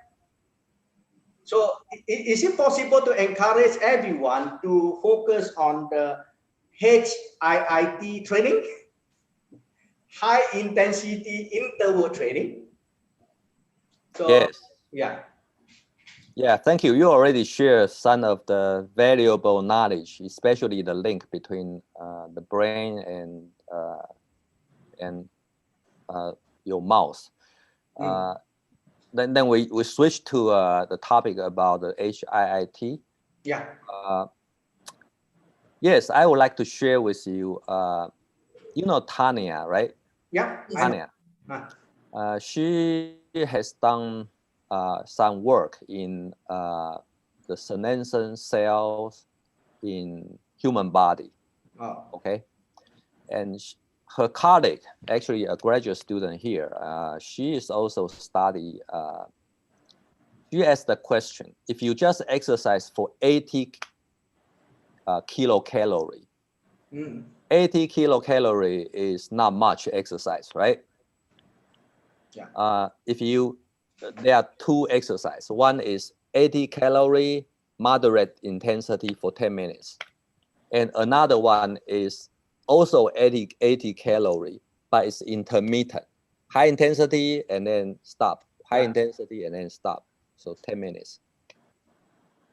If you look at the muscle senescent cell, the senescent cell level is declining by almost more than 50% if you do intermittent exercise. But if you just do moderate exercise and also the same amount of the calorie consumed, you do not see any effect. So if you really want to make yourself young, always high intensity. The total volume doesn't really matter. So that is, I'm so glad you bring this. Yeah.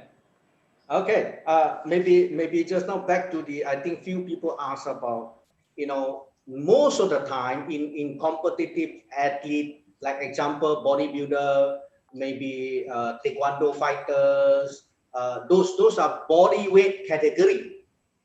And this body weight category of athlete, they always would like to go to the lower category so that they might have a chance to win. So the problem is like what just now you mentioned is like it's dangerous. Definitely is dangerous.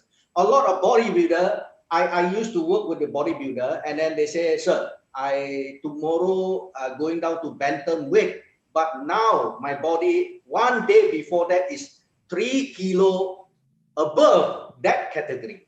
If I go to the higher category, I might lose the game. So what, just now, most of the athletes, what they do is actually they sweat and sweat and sweat, they control the drink. And most of the time, my athlete even went into the sauna morning 1 time, 2 times, 3 times. To make sure tomorrow when they go and weigh in, the body weight is actually at the bantam weight category. So I think this is common practice. So I was shocked that just now you say is not safe, but is there any alternative way? Tomorrow is a competition, but my body weight is actually still got 3 kilo above that category. What should I do? Well, this is very practical question. But 4% body weight loss can be very dangerous. So dehydration to reduce the body weight, that's okay, but never want to go over 4%. Because your life is more important than your gold medal. You understand that, right? Yeah. And to reduce your body weight by sauna is not a good idea because especially for skill event. The skill event, what I mean is like taekwondo, boxing, the skill event, because if you put yourself into a sauna after training, then adaptation machinery goes to the skin instead of going to the places that you have challenged during the training. So you never want to use sauna. That is very bad. And I'm telling you, this is a very updated knowledge. It's very new knowledge that people has never think about that. So any other way to reduce your body weight? Within a short period, I don't have the answer. You probably have more than me. For the short term, Because for the long term, I have the answer. Okay, for long term, you want to have the behavior that always taking your meal around your training session. You don't want to separate the meal with your training too far in time. So that would going to reduce your body fat. Okay, so when you have the training, then whatever you eat is going to the muscle and going to the places that you have trained. And it will not accumulate in your body fat. Okay, but if you train yourself and you don't give the food immediately, then later your muscle won't need that. And then you have the same amount of the food intake. It's going to accumulate into the places other than muscle. So the meal time after training is very crucial to maintain your, to reduce your body fat for a long term. It takes about 1 or 2 months to do it. Wow. thank you, Dr. Titin. Thank you, Professor Kwok, for the wonderful talk. Yeah, my pleasure. Good to see you here. Can I continue the question, Mr. Stephen? Yes, of course, Dr. Hadian. I think this is to answer your question before, right? Yeah. Yes. Training. Thank you. Yeah, Professor Kwok. Yes. I'm interested with your statement about the senescent cells. Yeah. So when we have again for elder athlete and we do interval training, yeah. So which is better, use a water or milk? So can we convert the old type muscle in the elder people to young muscle type again in this condition with interval training? Thank you, Professor. Yeah. Okay. Yeah, thank you for your question. You talk about whether older people can also have the replacement of the old cell with the new one Yes. By training? The answer is yes. Yes. Yes. Actually, if you look at the half-life, you look at the longevity of the cell inside your all tissues, okay? You found that the most abundant senescent cell in your body is actually endothelial progenitor cell. Endothelial progenitor cell is from bone marrow, okay? So when bone marrow produce endothelial progenitor cell, send it to all over the body. And this progenitor cell can age. Okay, so if you look at the muscle of young men, and you also look at the muscle from old men, you can see senescent endothelial progenitor cell on both. Okay, and we have already found that, not published yet. Okay, we have already found that if you have the intermittent exercise, high intensity intermittent exercise, then you can kill those endothelial, the senescent endothelial progenitor cell. And you kill immediately, and on day 2, you see about more than 50% reduction. So that brings a very important concept. So let's say you are age 40 compared to when you are age 60, right? So in number, it's different age, right? But if you look at the senescent cell population in your body, if you are age 60, you challenge yourself, and then those senescent cells will die because they cannot survive. They cannot sustain challenge. They die. And you regenerate the new cell. And then the average age of your cell becoming younger. So the number doesn't really matter. The number of your age doesn't really matter. You can make yourself young by the challenge. And when you have the challenge in your body as a multicellular organism, it starts to have the natural selection by fitness. The fit cell can survive. The unfit cell will die. When cell die, regenerate new cell, and therefore your cell becoming younger. But the problem is the cell regeneration process is much longer than the cell death. So when you challenge the cell will die, right? And then generate, it takes a long time. During this period, you talk about milk. The milk is very good idea. If you challenge yourself and you drink the milk, it is going to accelerate the cell regeneration because the milk contains protein and amino acid that provides the nitrogen source for DNA synthesis. When one cell becoming 2 cells, you need to synthesize DNA, right? Yeah. And the DNA demands a lot of nitrogen source. So that is the reason that if you challenge yourself, you want to drink milk, and then you get recover. The second day, you don't feel pain, okay? But you don't want to do it if you don't exercise, right? If you don't exercise and you have a lot of milk, then you grow non-selectively, you know. So everywhere in your body is growing. Under the lower part. Yeah. Right, that's true. Yeah. So that is my answer. Yeah.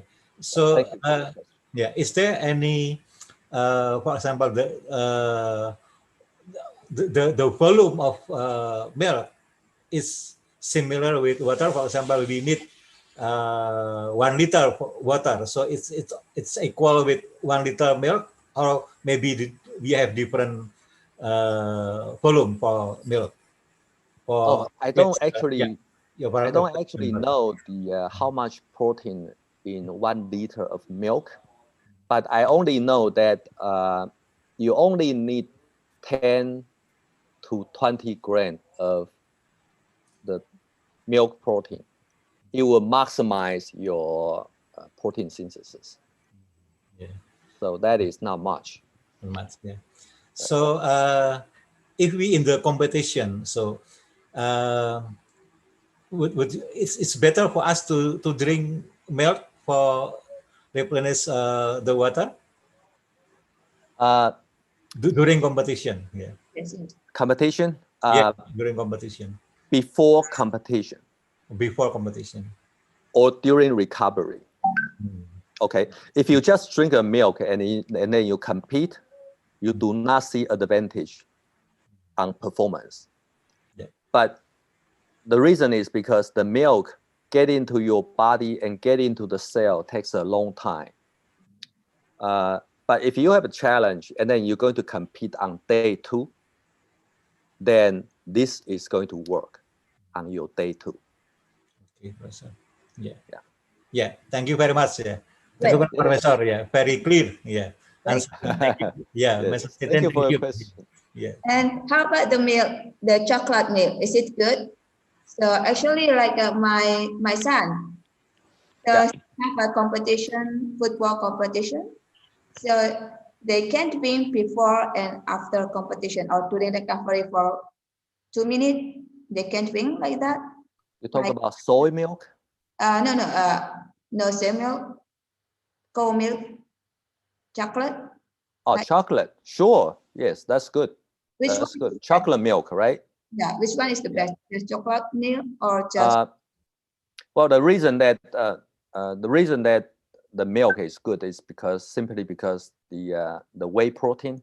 Yeah. The whey protein inside the milk are the one that accelerate the growth and the protein synthesis.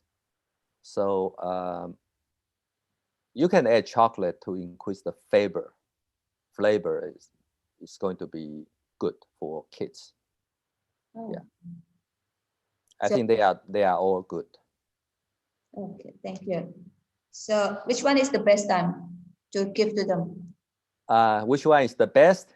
You can ask the question by design an experiment. You can try. So I don't know. need to do some experiment. Okay. Yes. So many questions that you can answer. Yeah. Okay. So many questions, and I think the time is not enough.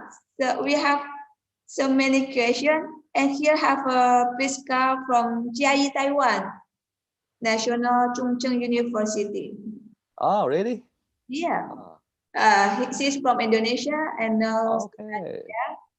And here also have a Dr. Setia Rahayu. Well, I probably cannot take more question because I need to go somewhere. Well, maybe one more question, okay? Just one more. Professor Dr. Setia Rahayu, you want to asking to Professor Kuo? Astrid. Hi. Thank you very much. Hi. Good presentation. Okay, this is very good and very interesting. So I think we need more time again. So next week. Sure. Next week. Yes, please. So it's the same time or 1 to the day? And yes. Bu Titin, can I say something? Okay. You want to Professor, 你好吗？哎，你好，我很好，谢谢。我是 Priska。哎。我的中文名字是李冰。Okay. Okay, so I'm a doctoral student in Zhongzhang 大学。Okay. Yeah, so who is your supervisor? 很高兴认识你。你的老师是谁？ My advisor is Professor Sang Juchan. He works in HIAC, Higher Education and Accreditation in Taiwan. HIAC. In what department? He is the number 2 person in HIAC. Oh, me? I'm in College of Education. College of Education. What education? College of Education. College education. Oh, higher education. Ah, okay. Yeah. Higher education. Ah, okay. Right. Good, I mean, but in Indonesia, I teach in a physical education, health and recreation department. Good. Are you Yeah, so that's enjoy to living there? Yeah. It's very enjoyable environment here. Also, it's safe from COVID, so it's very good. Thank you very much. Okay. Good. I'm grateful. Yeah. 真的，谢谢你。Nice to see you. No, maybe my questions is already been asked by a lot of students and other professors' questions. I think this is a very insightful and very knowledgeable topics, and I hope there is still more time that we can discuss about this. Thank you very much. Sure, my pleasure. Yeah. Okay. Thank you very much, Professor Kuo. So, okay, so I think you want to have something. Yes, I need to leave. Someone is waiting for me. Dr. Lim Bon Hoi, thank you very much for your coming and see you. See you all. Dr. Hayu, Dr. Miraman, Dr. Hadian, Dr. Yeti. So, in fact, so many from Indonesia just all join your lecture. Thank you. Thank you. Thank you. And all right, take care. See you. I hope you have one good day. Thank you. Thank you, Professor. Same as you too, Professor. Yeah. Okay. Thank you. So if any question, you can write in the, I think we have some WhatsApp group for exercise physiology. You can question in there and then I will send to the email to Professor Kuo. Is it okay? Yes, sure. Yeah. Okay. Thank you, Dr. Hadian. You are welcome anytime. Thank you is me because you allowed me to join the very good discussion. Yeah, very useful discussion. Yeah. Yeah, because here also have a Dr. Setia Rahayu, Dr. Hadian. Oh ya, ya selamat sore Bu. Selamat sore, Dokter. Selamat sore, gimana kabarnya Bu? Ya. Baik. Ya, alhamdulillah. Terima kasih atas keikutsertaannya. Ya, terima kasih. Ya, terima kasih bisa diizinkan ikut acara yang bagus sekali ini ya Prof. Ya, atur sangat Prof. Ya. Belum Prof ini. Amin Prof itu. Amin. Doa Prof ya. Ya. Sebetulnya tadi saya tertarik yang dari Prof Bun Hai ya, yang yang dari Malaysia tadi. Dari Prof siapa namanya? Nah, ya. Profesor Chang. Bukan yang sore ini tadi, yang dari pengalaman dari Malaysia tadi. Oh, yang, kenapa? Prof Lim. Prof Lim, ya. Nah, itu yang penggunaan paracetamol atau ibuprofen itu terus terang saya juga baru dengar. Cuman kalau saya berpikir itu kan berbeda mekanisme timbulnya panas pada saat orang demam dengan pada saat orang berolahraga. Jadi artinya kalau orang demam itu kan memang karena ada perangsangan pada pusat termoregulator, sehingga kalau kita berikan paracetamol yang bekerja sentral itu bisa menurunkan panas. Tapi ini kan kalau olahraga kan karena akibat penggunaan otot begitu ya, artinya pembentukan energi yang lebih tinggi, sehingga kemungkinan manfaat dari paracetamol itu malah tidak ada menurut saya, dan juga mungkin malah efek sampingnya untuk sel-sel hepar itu jelek sekali.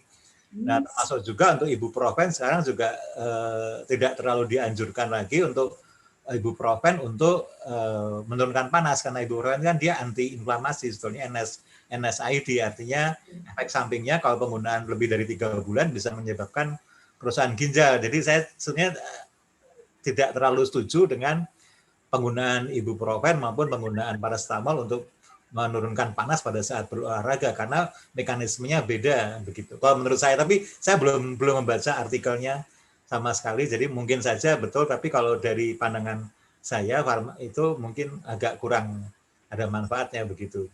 Perlu dilakukan penelitian itu, dokter. Ya, cuma mungkin kalau di manusia mungkin agak berbahaya, mungkin Ya. Tikus. Tikus saja, mungkin tikus kita suruh olahraga begitu nanti sampai suhunya meningkat, kemudian kita kasih paracetamol, soalnya nanti bagaimana itunya efeknya mungkin bisa itu nanti membuat tikusnya suhunya meningkat, itu nanti bagaimana? Berarti diolahragakan dulu. Iya, mungkin pakai kalau olahraga sampai suhunya naik, kemudian kita berikan intervensi itu bagaimana. Saya kalau pada manusia, kalau dosisnya kecil mungkin tidak apa-apa ya, tapi kalau dosisnya tinggi itu bisa menyebabkan gangguan fungsi liver kan begitu. Ya, karena bahaya ya. Iya. Kalau yang tadi yang ibuprofen itu NSAID, dia bisa gangguan fungsi ginjal gitu, dan sumsum tulang, jadi agak tidak dianjurkan. Gitu. Karena peningkatannya kan fisiologis, sebetulnya kalau ditunggu nanti kan akan turun dengan sendirinya, normal kembali. Betul, begitu. Sebetulnya kan kalau pakai obat itu mungkin jalan pintas. Iya, betul. Adem. Iya, betul sekali. Ya, betul. Sebetulnya kalau suhunya itu masih tetap hangat sampai agak lama, itu sebetulnya juga menguntungkan karena pembakaran lemak itu lebih banyak walaupun sudah beristirahat. Iya, betul sekali. Kurus nanti. Iya, tapi ya tadi yang disampaikan Prof itu betul sekali. Saya pernah ngalami soalnya dalam waktu 3 bulan itu berat badan turun 25 kilo. Itu betul-betul rasanya tidak karu-karuan betul. Gitu. Ya, malah tidak bisa gerak. Terjadi apa? Karena langsung lost weight cepat gitu? Ya waktu itu karena saya nggak tahu sebabnya apa, tapi rasanya badan itu dalamnya ada apinya gitu. Terus kencingnya banyak, panasnya tinggi, tapi tidak demam. Nah, tapi berat badan turun cepat sekali waktu itu. Tapi rasanya betul-betul otot-otot itu rasanya seperti mau kram terus karena apa? Karena apa? Gangguan elektrolitnya tinggi sekali waktu itu. Gangguan elektrolit. Yeah. Kayaknya perlu ini kita dok untuk penelitian yang tentang dehidrasi sama minuman tadi yang jenengan sampaikan apa tadi? Air kelapa muda, air kelapa, coconut water, sama dengan dom punyanya Pak Kuol nanti. Ya, sama susu. Mungkin yang susu itu mungkin kalau pakai susu ada dom apa enggak begitu mungkin. Ya. Ya, tadi kan bisa mencegah dom, bisa mencegah apa? Jadi juga iya, mungkin bisa ada manfaatnya juga. Nah, ayo dok. Ayo. Semangat. Ya, semangat ini dok. Saya perlu ada mentor ini. Yandra, saya ikut belajar loh. Ini kebetulan di sini mahasiswa S1 juga banyak dan mungkin mereka akan tertarik dok. Jadi kalau di olahraga ada yang sudah berpengalaman gitu, seperti yang jenengan banyak informasi, langsung akan banyak tertarik. Ya mudah-mudahan nanti kita bisa kolaborasi ya Bu ini. Cuman kalau sekarang di Undip itu masih apa belum boleh kumpul-kumpul, jadi penelitiannya langsung pada manusia mungkin masih agak susah gitu, agak masuk ke penelitian dasar dulu. Iya. Yang mencit tadi. Iya, cuman kalau mencit ditanya sakit susah Bu. Iya. Bakanya yang Wistar, kalau mencit kecil kan ya. Iya, atau mungkin juga bisa begini. Kita online saja nggak apa-apa. Jadi artinya suruh olahraga gitu, mungkin pakai kayak HIIT gitu, kemudian kita pakai kuesionernya, ya, kita kasih suruh minum susunya bisa kita kirim pakai gosen ya, atau enggak mungkin kita kirim uang untuk beli sendiri. Nah kemudian nanti 1-2 hari setelah olahraga itu, setelah HIIT, kita ukur pakai ini FAS, pakai visual analog scale, kita tanya pakai pen ya, gitu kan, di apa, pakai kita hubungi, entah pakai HP, pakai video call, tunjukkan ini sekarang nyirinya di mana. Mungkin kita bandingkan antara kelompok yang minum susu atau mungkin minum air kelapa dengan yang tidak minum. Mungkin saya kira mungkin bisa, jadi artinya membatasi